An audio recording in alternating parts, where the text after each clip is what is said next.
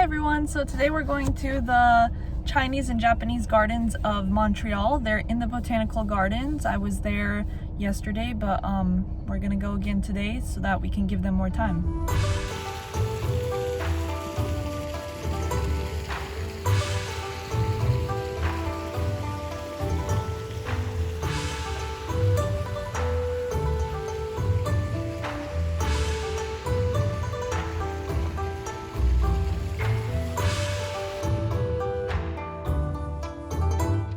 The Japanese pavilion is resemblant of a traditional Japanese house, and its goal is to celebrate Japanese culture and art. It was created and opened on June 22nd, 1989. The pavilion is made up of 4 rooms, and this room is called the Nomura Art Gallery, where there are temporary exhibitions. These exhibitions are traditionally made dishes with elements that are important to Japanese culture, specifically within nature. The other rooms include a book collection, which is Montreal's botanical garden book collection of Japan's history, culture, arts, gardens, bonsai, and ikebana, or flower arrangements, as well as a tea room where there's traditional style for the tea ceremony and decorations that are also reflected within tea ceremonies.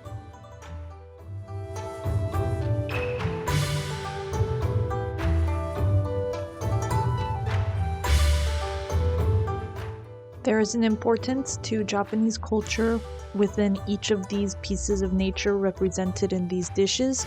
The cherry tree, for example, symbolizes the arrival of spring.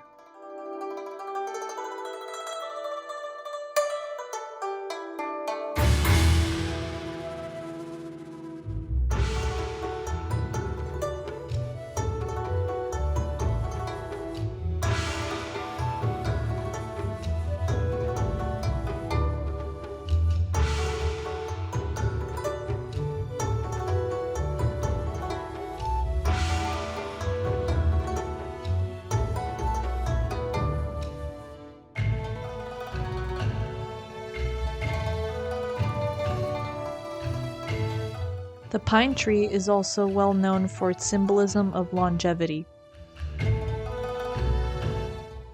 The last room in the pavilion is the Toyota Exhibition Hall, and this hall specifically is made for artistic exhibitions and educational activities.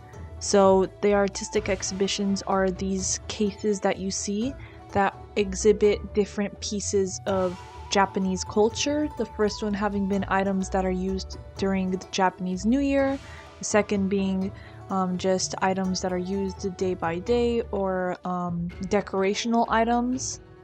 This case here is items that are used for funerals or special occasions, different bracelets or amulets or envelopes that are given for different occasions. And the educational purpose of these cases is so that people learn more about Japanese culture and what is done during specific Japanese celebrations, holidays, and much more.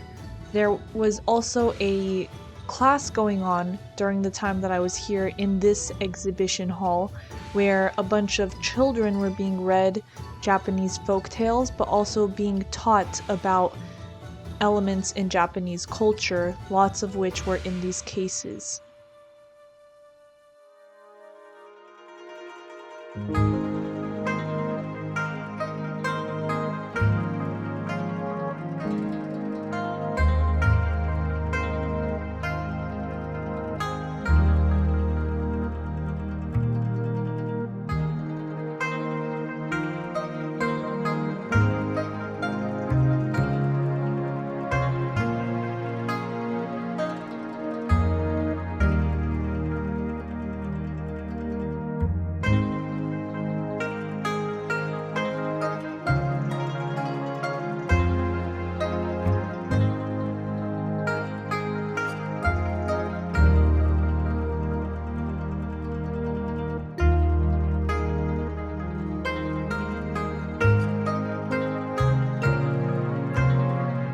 This is the tea room within the pavilion.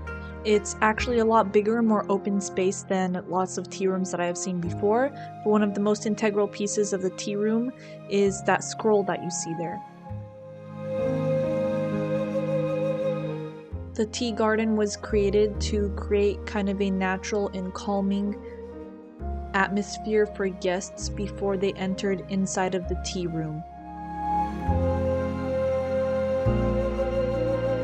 Unfortunately, the tea garden was closed off and we couldn't go in, but it was donated by the city of Hiroshima and given in memory of someone, so we respected it.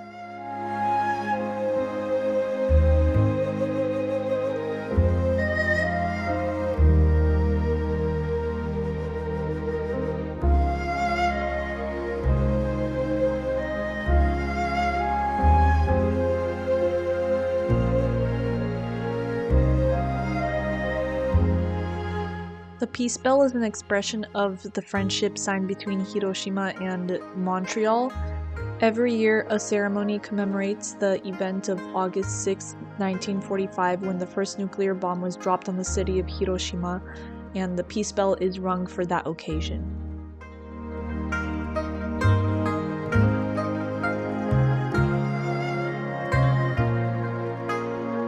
In the stroll garden, we can see a wooden zigzag bridge here, which is called Yatsuhashi, and there are 7 more stone bridges and a rounded wooden one throughout the rest of the garden.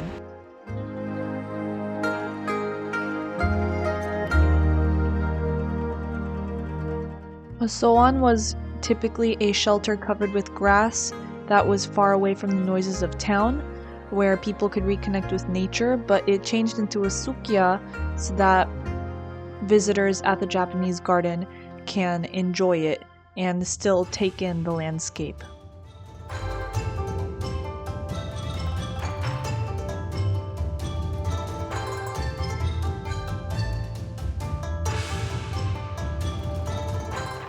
The choice of plants for a Japanese garden is based on their value and significance throughout the year. And so spring embodies renewal, summer is restrained in comparison, autumn is the cyclical movement of all life, and winter is a time for rest. So during this time, it was transitioning from autumn into winter. And most of the plants that are used are typically plants native to Japan.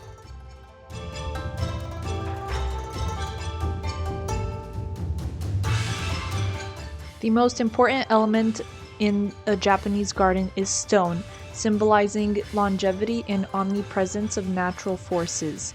Second most important is water. The stone is acting as an anchor for landscape, and things are usually decorated around the stone.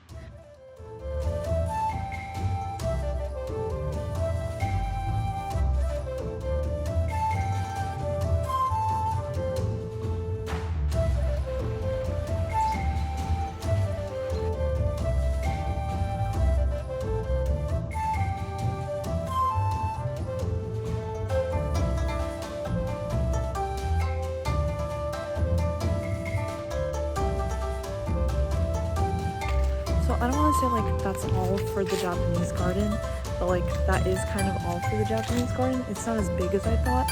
Also, it's like, you know, it's becoming winter, so everything's kind of dead. Fall is basically like almost over, so you don't really see a lot of things bloomed or leafy, but it's still nice.